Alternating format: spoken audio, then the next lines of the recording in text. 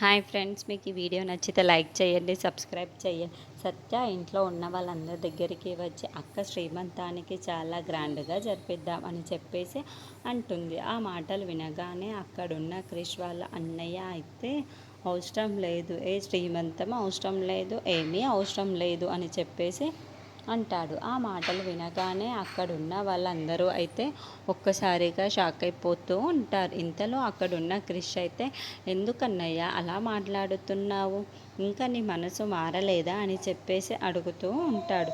ఇంతలో అక్కడున్న వాళ్ళ అమ్మ అయితే, ఎందుకురా నువ్వెందుకు అలా మాట్లాడుతున్నావు అని చెప్పేసి క్రిష్ని అంటూ ఉంటుంది.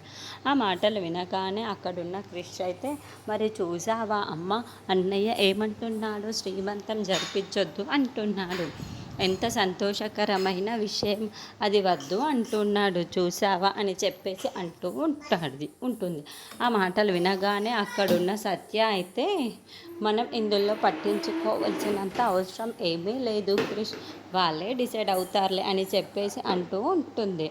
ఆ మాటలకి అక్కడున్న క్రిష్ అయితే, ఏంటి మనం కూడా ఇంట్లో ఉన్న వాళ్ళమే కదా, మనం అడగడానికి వీలు లేదా, మనం కూడా అడగవచ్చు కదా అని చెప్పేసి అంటూ ఉంటాడు. ఇంతలో అక్కడున్న సత్య అయితే, మా అమ్మయ్యకి మీ అన్నయ్య అంటేనే నీకంటేనే చాలా ఎక్కువ ఇష్టం, తను ఏదో ఒకటి డిసైడ్ చేసి చేస్తారులే క్రిష్ అని చెప్పేసి అంటూ ఉంటుంది.